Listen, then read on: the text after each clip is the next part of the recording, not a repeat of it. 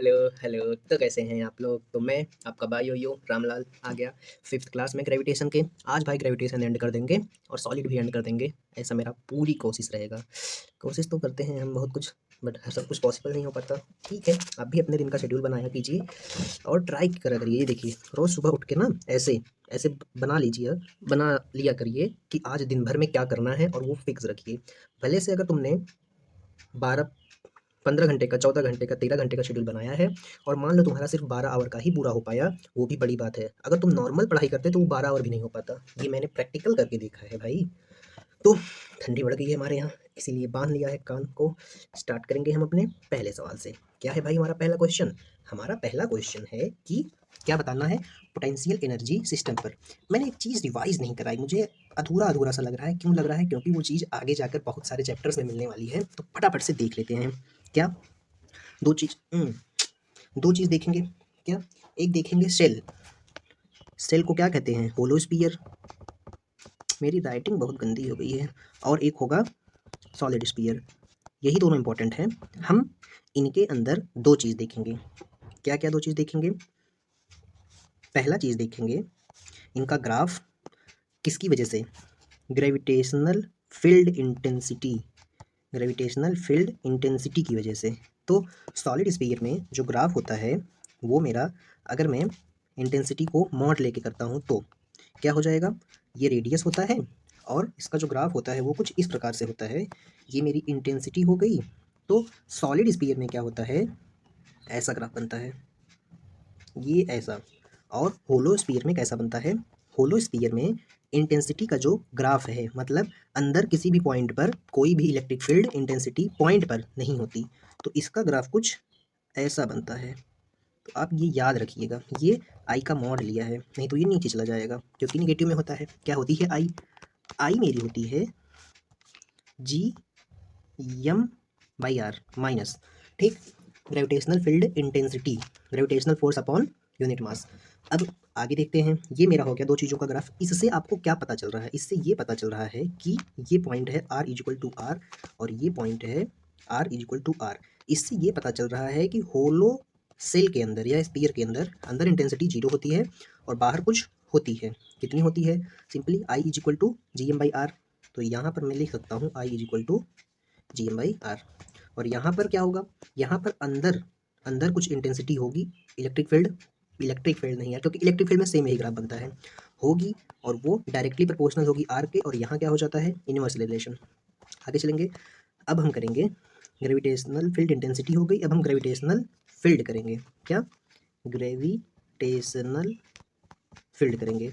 तो ये मेरा होलो स्फीयर था। होलो स्फीयर के लिए इसका ग्राफ ऐसा बनता है। एक फिक्स जितना सेंटर पे रहता है उतना ही रहता है। और ये मेरा हो गया radius R equal to R और ऐसा हो जाता है। तो ये मेरा होलो स्पीयर के लिए ग्रेविटेशनल फील्ड नहीं, ग्रेविटेशनल पोटेंशियल है। मतलब वो आई है और ये वी है, तो ये वी का ग्राफ है और ये आर है, ठीक। और होलो स्पीयर, सॉलिड स्पीयर के लिए क्या हो जाएगा? सिंपली सॉलिड स्पीयर के लिए ऐसा हो जाएगा, ठीक। आगे चलेंगे, अब हम आगे के सवाल करेंगे। क्या है भाई पहला क्वेश्चन? पहला क्वेश्चन था कि हमको ग्रेविटेशनल पोटेंशियल एनर्जी बतानी थी।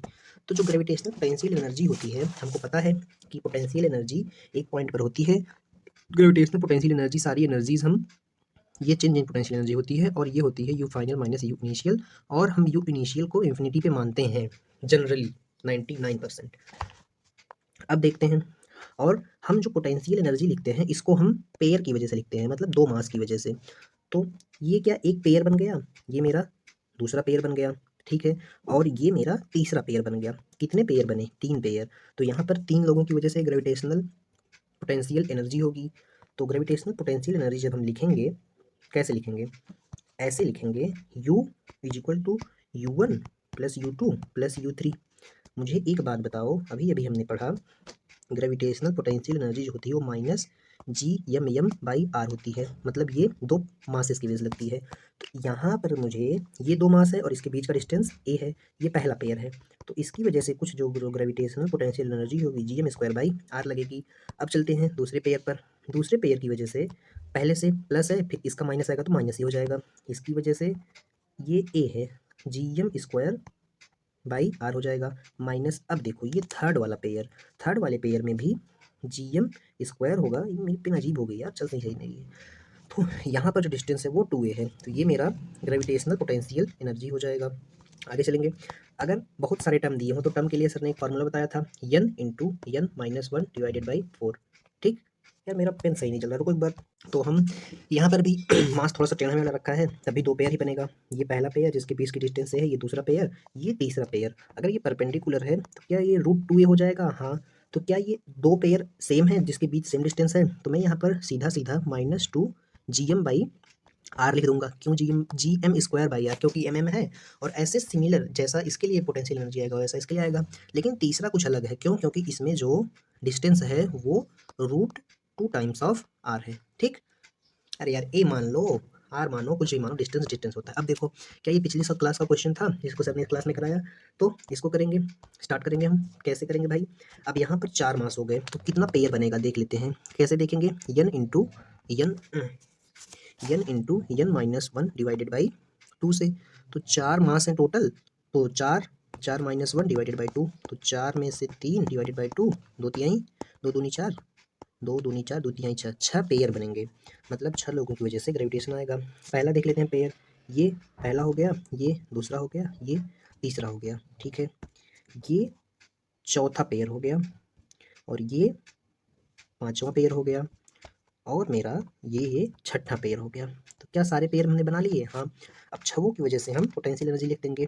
क्या लाल वाला जो है उसकी वजह से पोटेंशियल एनर्जी, दोनों के बीच डिस्टेंस इतना ही है, तो इसकी वजह से जो पोटेंशियल आएगा वो माइनस में 3 GM का स्क्वायर बाई ए लिख सकता हूँ। हाँ, क्योंकि क्यों? क्योंकि दोनों के बीच का डिस्टेंस, तीनों पेयर जो बने हैं, पहला दूसरा तीसरा, सेम है। ठीक है, कोई दिक्कत नहीं।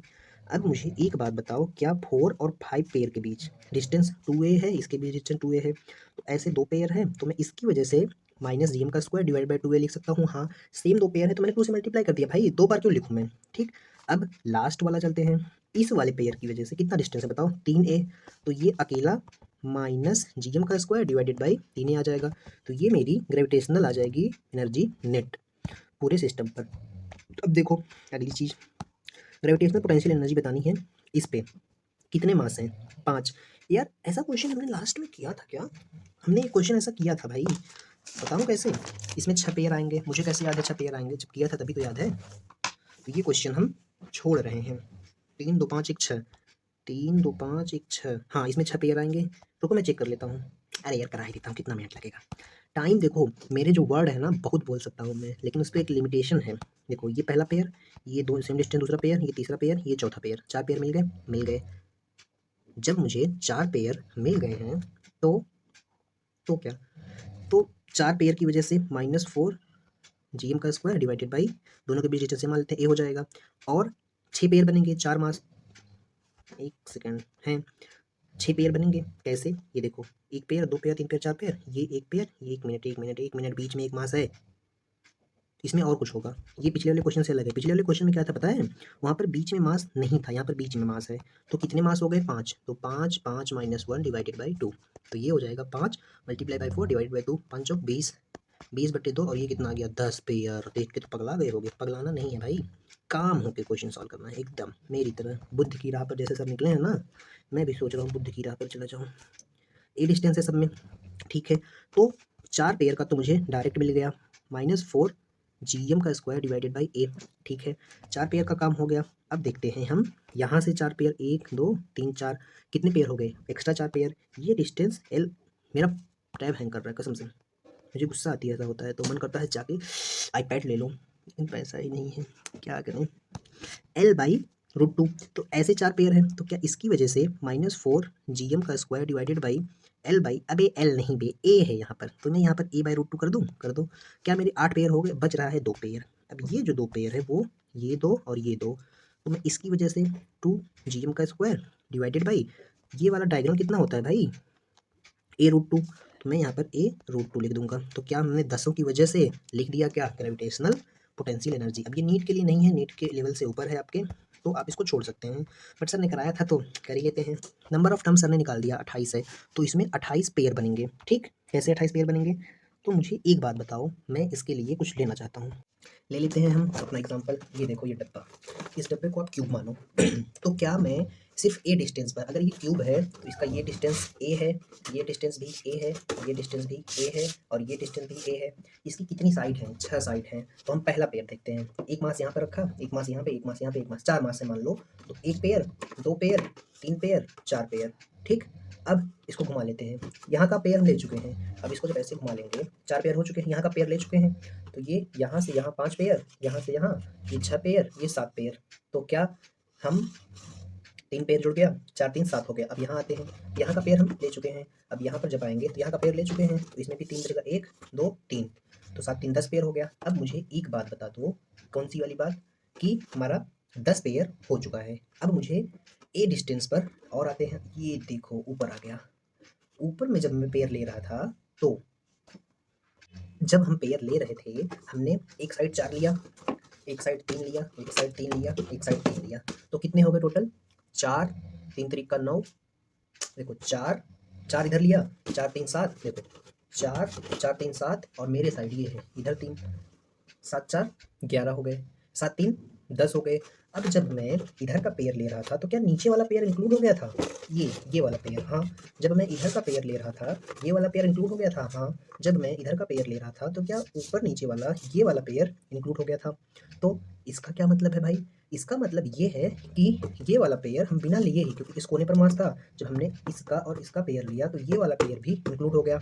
ठीक, लेकिन दिक्कत ये है कि, तो दिक्कत ये थी कि 3 साइड हमने ले ली है, 4 ये वाली 3, ये वाली 3, तो 4 3 7, 7 3 10। अब देखो ये आपकी आगे वाली साइड बच रही है, तो हमने ये वाला पेयर ले लिया है, ये वाला पेयर इसमें आगे वाली साइड में ये वाला पेयर ले लिया है, ये वाला पेयर ले लिया है, लेकिन ये वाला पेयर नहीं लिया है, ये 2 पेयर। तो क्या ये ए डिस्टेंस पर ही है? तो ये जो 2 पेयर है और ले लेंगे। आई होप आप समझ गए होंगे कि 3 साइड की वजह से 10 आया और एक साइड में 2 ऑलरेडी ले चुके थे, तो ऐसे वाले बाद में लिए, तो 12 पेयर हो गए। तो क्या मेरे 12 पेयर हो गए? हाँ। तो जो मेरे 12 पेयर हैं वो कितने डिस्टेंस पर हैं? वो मेरे ए डिस्टेंस पर हैं। अब आगे आगे क्या? अब अगले 12 पेयर कैसे लेंगे? देखो ऐसी 6 साइड हैं, तो एक साइड पर कितने डायगोनल? एक डायगोनल, 2 डायगोनल, 2 डायगोनल, तो ऐसी 1 2 3 4 5 6, 6 साइड है, तो 6 साइड पर 12 डायगोनल होंगे। तो 12 जीएम का स्क्वायर, और डायगोनल का डिस्टेंस हमको पता ही है क्या होता है, a√2। तो ये a√2 हो जाएगा। 12 12 दूनी 24 हो गए। अब बच रहे हैं 4। मुझे एक बात बताओ, इस कॉर्नर से इस कॉर्नर पर एक डायगोनल होगा, इस कॉर्नर से इस कॉर्नर पर दूसरा होगा, और इस कॉर्नर से इस कॉर्नर, अरे भाई ये मेरा एक डायगोनल, दूसरा डायगोनल और ये तीसरा डायगोनल, ऐसे 4 डायगोनल होंगे जो एग्जैक्टली अपोजिट होंगे। आप नहीं समझ रहे हैं, आई होप समझ रहे होंगे। देखो ये वाला कोना पकड़ो, अपने अपना रूम देखो, अपने रूम का ये कोना वो कोना, एक हो गया, नीचे से लो, फिर दूसरा नीचे से लो, इस साइड से ये कोना वो कोना, 2 हो गया, फिर तीसरा लो, जहाँ से नीचे से लिए थे वहाँ से ऊपर पे जाओ, ऊपर से वहाँ नीचे लो, फिर इस साइड से ऊपर से नीचे लो। तो आप देखेंगे कितने डायगोनल हो गए? 4। तो ये वाला जो डायगोनल है, यहाँ से इस साइड का, इस साइड से इस साइड से यहाँ का डिस्टेंस ये होता है a√3। तो ये -4 जीएम का स्क्वायर बाई √3 आ जाएगा। तो क्या आप समझ गए? वैसे भी नीट के लिए था नहीं ये क्वेश्चन, इग्नोर कर सकते हैं। मैंने अपनी साइड से पूरी ट्राई की समझाने की। आगे चलते हैं अगले क्वेश्चन पर। अगला क्वेश्चन क्या है भाई? अगला क्वेश्चन है, हाँ, इस कंसेप्ट पे नीट में 4-5 सवाल आ चुके हैं। जो कंसेप्ट बताने जा रहा हूँ क्या है, एक ऑब्जेक्ट है, उसको उसको हाइट पर लेके जाते हैं अर्थ के सरफेस पे, तो उसकी पोटेंशियल एनर्जी बढ़ती है, तो उसकी एनर्जी कितनी हो जाएगी? तो इसका फार्मूला आप करेंगे mr रट्टा, delta U is equal to M G R divided by 1 plus H by R. ये मारेंगे आप mr रट्टा, क्योंकि ये बहुत बार नीट में आया है, इसीलिए। आगे चलेंगे। ये आया कहाँ से? ये आया है सेंटर ऑफ मास के कंसेप्ट से, सेंटर ऑफ मास नहीं, कंजर्वेशन ऑफ मैकेनिकल एनर्जी से, जिसको हम आगे अभी पढ़ेंगे। अब मुझे क्या बोला? मुझे बता रहा है कि इंक्रीज कितना होगा पोटेंशियल एनर्जी में। आप इसमें मास स्टार भी लगा सकते हैं। अगर एच बहुत कम होगी, मतलब प्रोजेक्टाइल जैसा केस, तो प्रोजेक्टाइल जैसे केस में पोटेंशियल एनर्जी सिंपली mgh हो जाती है। अरे किसी बॉडी को फेंके ऊपर, उसके पास हाइट 100 मीटर पर, कितनी पोटेंशियल एनर्जी होगी? mgh होती है ना। तो वहाँ पर एच बहुत छोटा होता है, तो हम इसको इग्नोर कर देते हैं।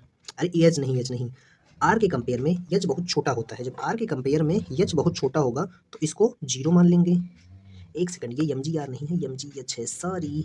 तो जब ये 0 हो जाएगा तो ये नीचे 1 आ जाएगा, तो सिंपली mgh हो जाएगा। आगे चलेंगे, आगे नहीं, इसी क्वेश्चन को सॉल्व करेंगे। अगर हम ऑब्जेक्ट को हाइट 2r सरफेस से लेके गए हैं, इस बात का ध्यान देना, ये जो यच है वो सरफेस से हाइट है, ठीक। तो 2r लेके गए तो कितना इंक्रीज होगा, सिंपली यम जी, यच कितना है 2r divided by 1 plus H कितना है 2r बाई आर। आर से आर कैंसिल हो गया, आर से आर कैंसिल हो गया, तो नीचे 1 प्लस 2 3 आ गया, और ऊपर 2 एम जी आर, तो 2/3 M G R will be my answer.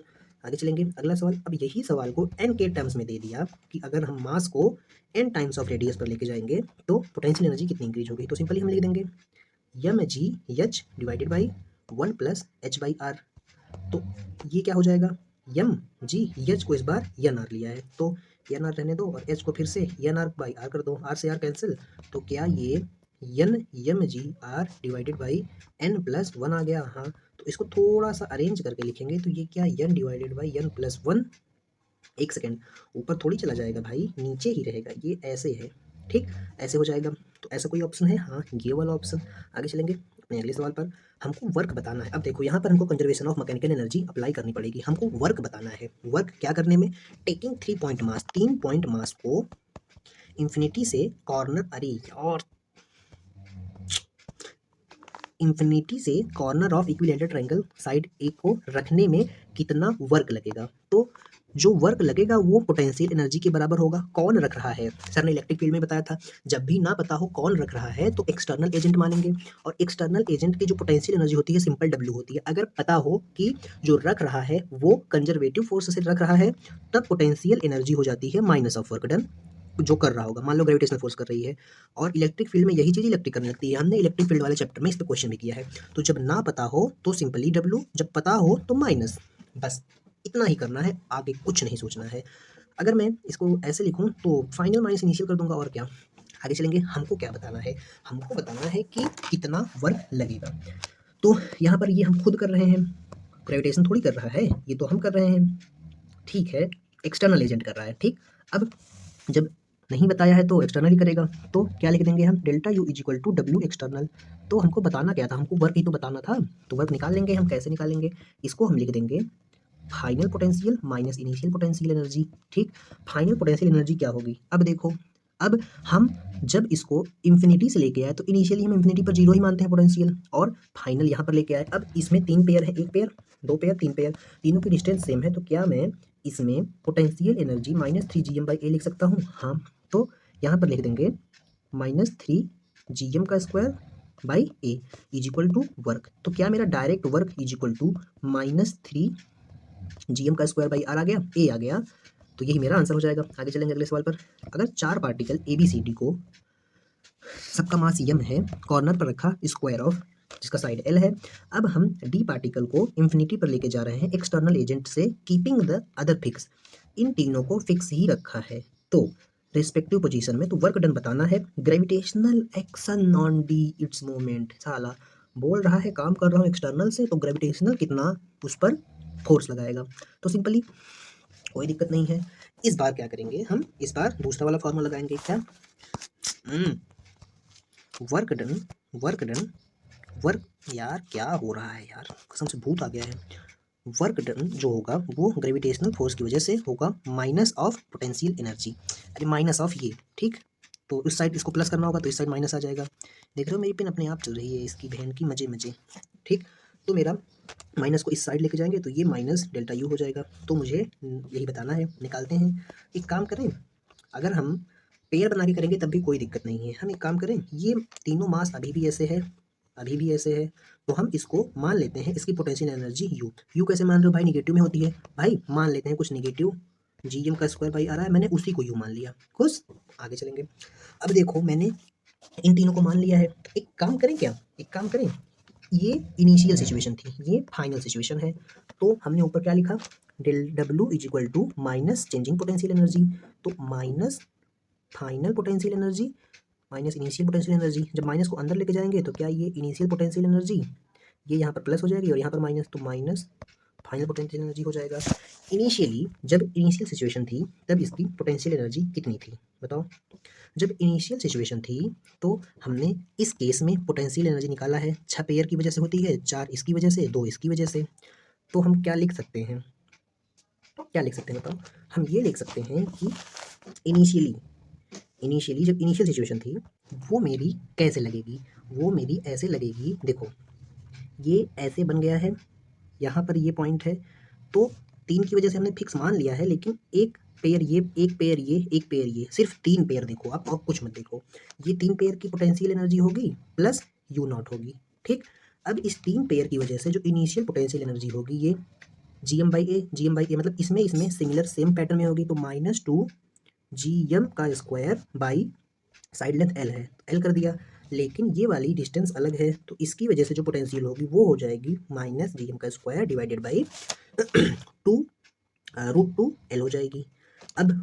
अब इस सिस्टम की वजह से हमने क्या माना था, क्या माना था, यू नॉट। तो ये यू नॉट हो गई, ये हमने लिख दी इनिशियल।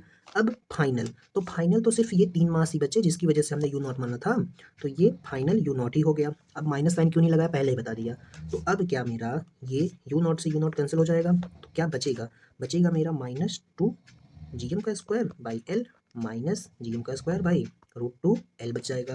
तो जब इसको थोड़ा सा सॉल्व कर लेंगे, ज़्यादा नहीं, थोड़ा सा सॉल्व कर लेंगे, तो हमारा -GM का square by L into 2 + 1 divided by √2। अरे भाई क्रॉस मल्टीप्लाई कर लो या कॉमन ले लो, इसको कॉमन ले लो। कॉमन ले लोगे तो यहाँ पर 2 बचेगा, कॉमन ले लेंगे तो यहाँ पर 2 बचेगा, और माइनस के साथ कॉमन लिए हैं तो माइनस यहाँ चला आएगा और ये प्लस हो जाएगा, ठीक।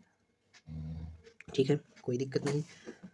आगे चलेंगे हम अपने अगले सवाल पर। अगला सवाल क्या है भाई, अगला सवाल ये है कि मुझे बताना है, यहाँ पर माइनस है भाई, ध्यान देना इस बात का, यहाँ पे ऑलरेडी माइनस है, तभी तो माइनस माइनस को कॉमन लिया है। आगे चलेंगे अगले सवाल पर। अगला सवाल ये है, 4 आइडेंटिकल पार्टिकल हैं जिनका मास m है, चारों कॉर्नर पर रखे हैं, तो वर्क बताओ फिफ्थ मास जिसका मास कैपिटल M है, from centre of square to infinity. इसको हम सेंटर ऑफ स्क्वायर से इंफिनिटी पर लेके चले गए, तो क्या बताना है, मुझे बताना है वर्क, कितना वर्क लगेगा इसको ले जाने में। तो कितना वर्क लगेगा भाई, कौन लेके जा रहा है, हम। तो simply work done by external force equal to हो जाएगा चेंजिंग पोटेंशियल।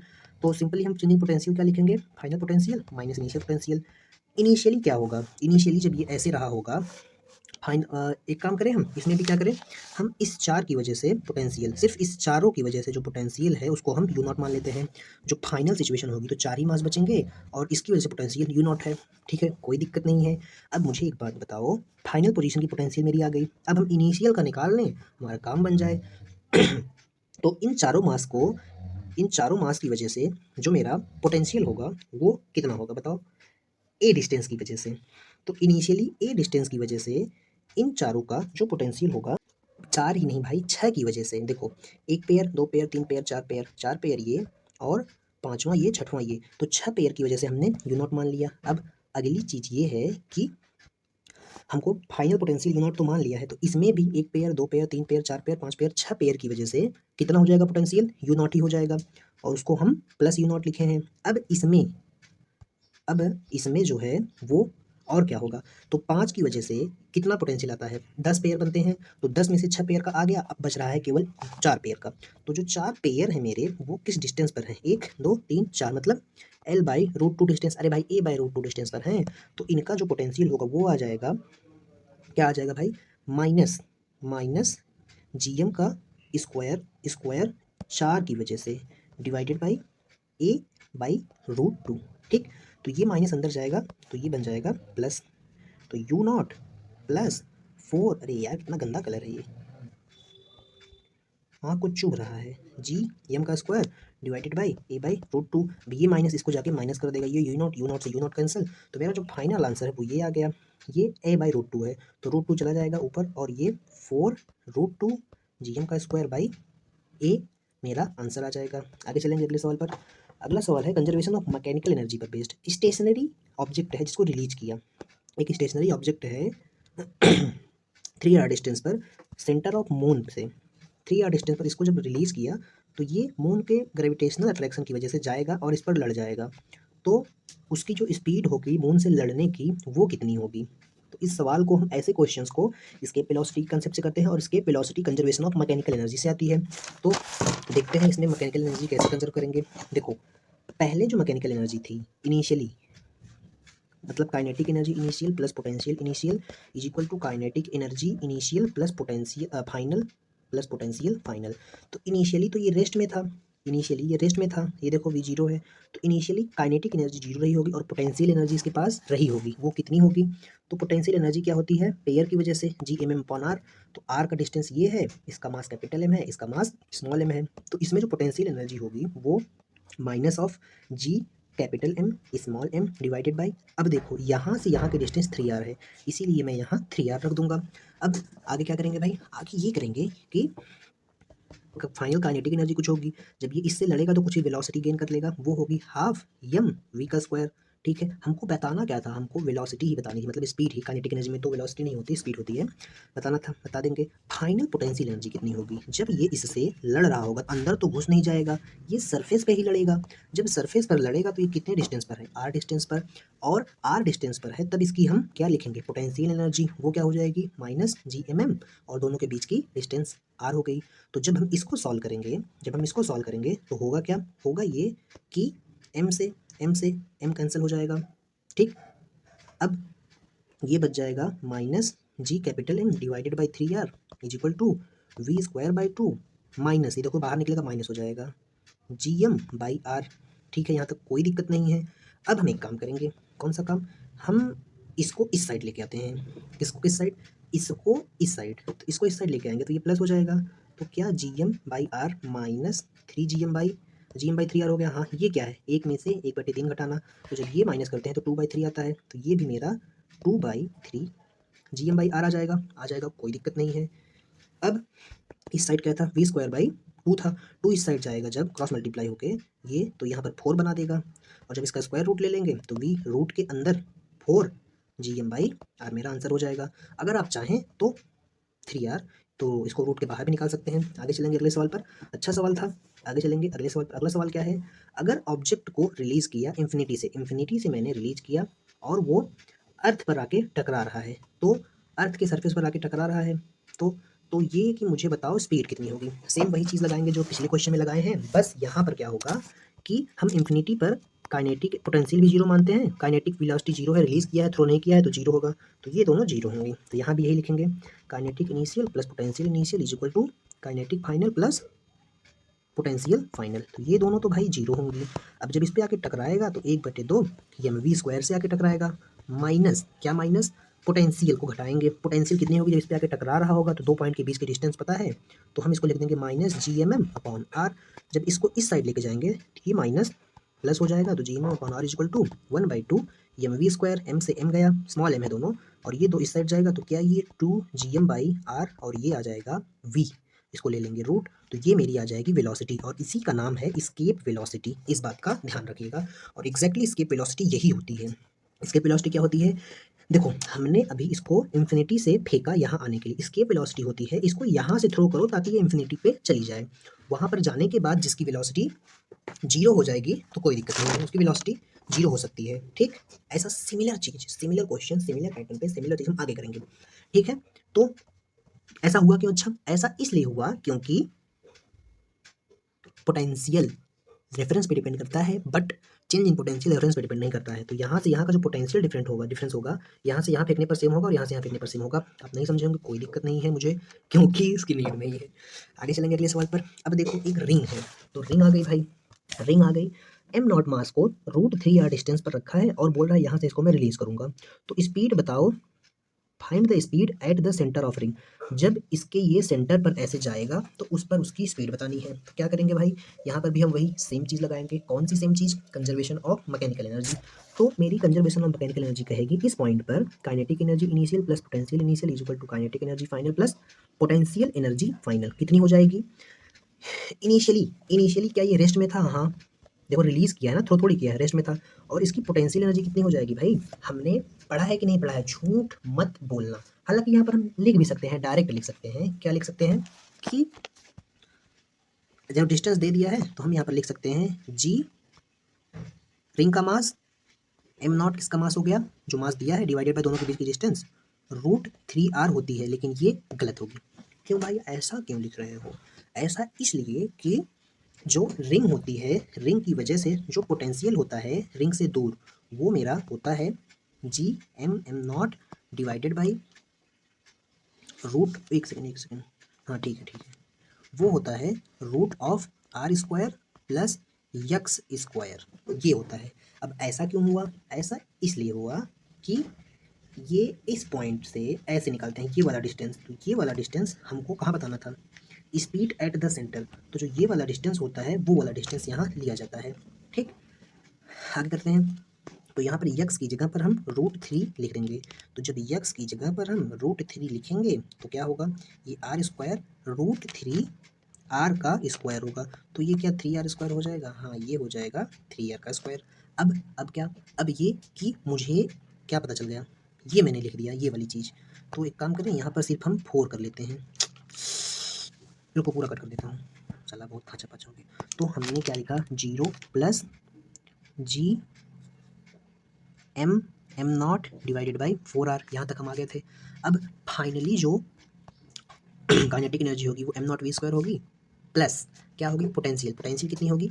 जब हम इस पॉइंट पर आ जाएंगे, देखो ऐसा क्यों हुआ? ऐसा इसलिए हुआ कि ये सेंटर से देखो कितना दूर है, r दूर है।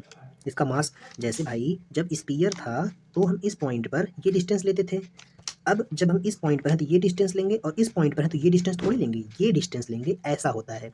ठीक, अब हम काइनेटिक एनर्जी पोटेंशियल लिखेंगे। अब इस पॉइंट पर जब हम आ गए फाइनली, तो इसके बीच पोटेंशियल सिंपली लिख देंगे, क्या? G capital M small M divided by दोनों के बीच की डिस्टेंस आर, लेकिन ये माइनस में होगी। अब इसको सॉल्व करते हैं भाई, कोई दिक्कत नहीं। जब इसको सॉल्व करेंगे तो ये हो जाएगा minus G M not divided by 4r equal to 1/2 M V not minus G M not divided by are.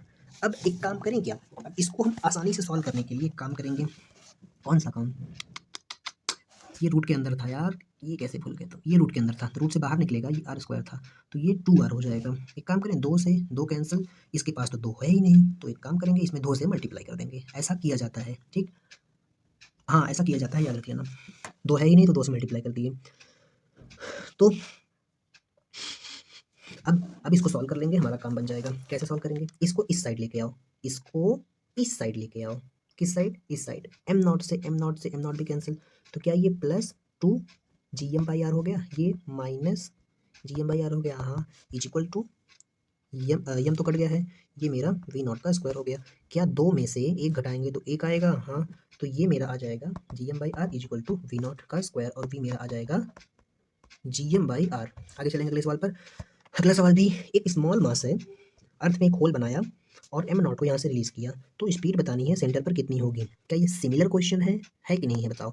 Initially kinetic energy 0 होगी, पोटेंशियल एनर्जी इनिशियली क्या हो जाएगी? माइनस जी अर्थ का मास, उसका मास डिवाइडेड बाई डिस्टेंस कितनी है? r इज इक्वल टू, जब यहाँ पर जाएगा तो इसके पास कुछ काइनेटिक एनर्जी गेन होगी, ये हो जाएगी m0 v0 का square plus plus plus plus plus potential energy. जब यहाँ पर पहुँचेगा तो पोटेंशियल एनर्जी कितनी होगी? तो हमको पढ़ा है सॉलिड के, अगर कोई सॉलिड चीज़ है उसके सेंटर पर जो पोटेंशियल एनर्जी होती है वो कितना टाइम्स होती है? 1.5 गुना सरफेस के। सरफेस पर कितना है? इतना, तो इसका 1.5 गुना मतलब 3/2 टाइम्स।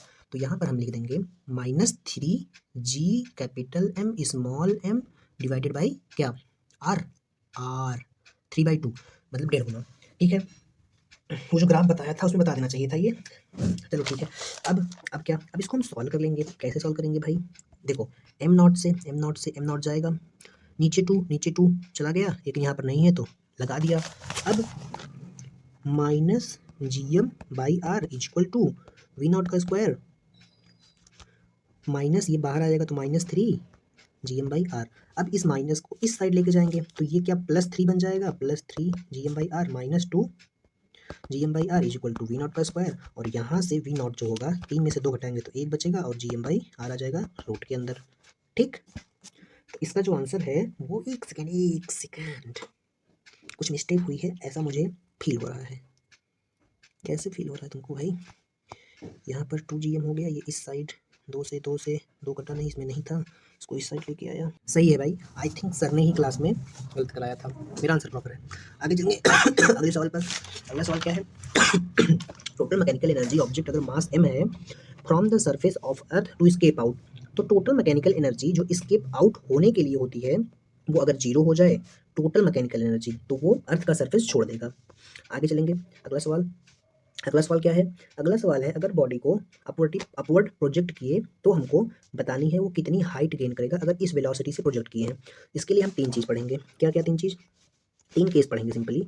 जब हम एस्केप वेलोसिटी के बराबर वेलोसिटी देते हैं, जब हम जो वेलोसिटी देते हैं वो एस्केप वेलोसिटी से ज़्यादा देते हैं, जब हम जो वेलोसिटी देते हैं वो एस्केप वेलोसिटी से कम देते हैं। तो तीन केस बनता है, तीनों को आपको याद रखना है। सबसे जब इस वेलोसिटी सेम दे दिए तो वो अर्थ ग्रेविटेशनल फील्ड छोड़ देगा, टोटल मैकेनिकल एनर्जी जीरो हो जाएगी और उसकी हाइट जो है वो पता नहीं कहाँ चला जाएगा, अर्थ छोड़ के इन्फिनिटी हो जाएगी और वेलोसिटी जो है वो इन्फिनिटी पे जाके जीरो हो जाएगी। अब अगर हमने इसके वेलोसिटी से कम वेलोसिटी दी है तो वो नीचे अर्थ पर गिर पड़ेगी। अगर हमने कम वेलोसिटी दी है तो नीचे गिर पड़ेगी, अगर ज़्यादा दे दी है तो वो इन्फिनिटी तक तो जाएगी, उसके बाद भी उसके पास कुछ ना कुछ वेलोसिटी होगी। तो वो वेलोसिटी जो होती है वो होती है V not is equal to root of ज़्यादा क्या है गिवन। तो पहले ज़्यादा वाला लिखेंगे माइनस कम क्या है वी स्केप। तो ये वाली वेलोसिटी उसकी इंटरस्टेलर स्पेस में होगी। अब अगर हम कम वेलोसिटी देंगे तो कुछ हाइट जाएगा और उसके बाद नीचे गिर पड़ेगा। वो हाइट कितनी होगी? वो हाइट होगी H is equal to R. ज़्यादा क्या है? वी स्केप, तो इसलिए पहले वी स्केप लिखेंगे V square by V given का स्क्वायर माइनस वन। इसको आप रट लेंगे अच्छे से, हाँ रट लेंगे। अब इसको वेरीफाई कर सकते हैं एम आर स्टार से। क्या? डायमेंशनली पहला। दूसरा, अगर मैं वी स्केप को वी गिवन के बराबर कर दूँ तो हाइट जो है वो वन माइनस वन इन्फिनिटी हो जाएगा। ठीक है यहाँ तक। अगर मैं दूसरा चीज़ कि दूसरा मास्टर क्या था भाई? दूसरा मास्टर ये था कि अगर मैं अगर मैं वेलोसिटी इतना ज़्यादा दे दूँ, कितना ज़्यादा? इतना ज़्यादा नहीं, इक्वल। तो अगर हम इक्वल वेलोसिटी देंगे तो वो इन्फिनिटी पे जाके जीरो, ये बराबर one minus one, zero zero, zero का रूट जीरो। तो ये इंटरस्टेलर स्पेस में इतना हो जाएगी। अब आगे चलते हैं। एक बॉडी है, वी स्केप क्या होती है मैं तो बताया ही नहीं। वी स्केप जो होती है वो होती है root two G M upon R. जब हम इसकी सारी वैल्यूज पुट करते हैं तो 11.2 किमी पर सेकंड कुछ ऐसा आता है। और एक होती है ऑर्बिटल वेलोसिटी, आगे पढ़ेंगे उसको हम, अभी यहाँ पर देखते हैं। अगर हम बॉडी को प्रोजेक्ट किए वर्टिकली इस स्पीड से, ये स्पीड क्या वी ई से कम है? हाँ, वी ई से कम है जो हमने दिया है, क्योंकि V E two G M by R होती है, ये उससे कम है। तो क्या होगा? कुछ हाइट जाएगा फिर नीचे गिर पड़ेगा। यहाँ पर एक ऑप्शन ना, इसको इन्फिनिटी देना चाहिए था, मतलब रहता तो मजा आता। तो कितना हाइट अटेम्प्ट करेगा? सिंपल है भाई, H is equal to R divided by H by R. बड़ा क्या है? वी स्केप का square divided by V given का स्क्वायर माइनस वन। तो आर मेरा रेडियस ऑफ अर्थ हो गया और नीचे वी स्केप कितना होता है? वो होता है root two G M by R का whole square divided by root of G M का होल स्क्वायर। ये होता है जो हमने दिया, ये इसकी स्केप होती है माइनस वन। तो जब इसको होल स्क्वायर करेंगे तो ये स्क्वायर रूट को खा जाएगा, स्क्वायर रूट को खा जाएगा, तो बचेगा क्या? बचेगा मेरा सिर्फ ये बचेगा। तो जी एम से जी एम कैंसिल हो जाएगा, आर से आर, तो सिर्फ यहाँ पर दो बचेगा। तो R divided by two minus one और ये आ जाएगा आर। तो height H is equal to R आ जाएगी और हमारा सेकंड वाला ऑप्शन सही है। आगे चलेंगे अगले सवाल पर। अगला सवाल भी वो जो तीन फॉर्मूले बताए उसी के कंसेप्ट पर बेस्ड है। बॉडी को थ्रो किया और वेलोसिटी कितना दिया? वेलोसिटी मैंने उसको दिया एन टाइम्स ऑफ ई। मतलब हमने क्या स्केप वेलोसिटी से ज़्यादा दिया, एन टाइम्स दे दिया, और उसकी velocity at large distance away. Large distance away मतलब उसकी वेलोसिटी कितनी हो जाएगी? तो मुझे एक बात बताओ, क्या यहाँ पर वी गिवन बड़ी है वी स्केप से? तो वो अर्थ का ग्रेविटेशनल फील्ड छोड़ देगा और कुछ इंटरस्टेलर स्पीड में चला जाएगा। ज़्यादा क्या है? वी गिवन का स्क्वायर माइनस वी स्केप, पहले ज़्यादा लिखते हैं। ये हमने N times of V escape दिया है और ये वी स्केप पहले से है। अब जब इसको हम स्क्वायर रूट करेंगे तो क्या ये एन स्क्वायर वी ई का स्क्वायर माइनस वी ई का स्क्वायर आ जाएगा? हाँ। जब इसमें से हम वी ई का स्क्वायर कॉमन निकाल लेंगे तो एन स्क्वायर माइनस वन बच जाएगा और वी ई का स्क्वायर बाहर निकाल लेंगे तो रूट हट जाएगा स्क्वायर और एन स्क्वायर माइनस वन हो जाएगा। तो ऐसा कोई ऑप्शन है वी ई रूट के अंदर एन स्क्वायर माइनस वन? ऐसा ही की ऑप्शन है फर्स्ट वाला। मिलते हैं अगले क्लास में, तब तक के लिए ओके बाय।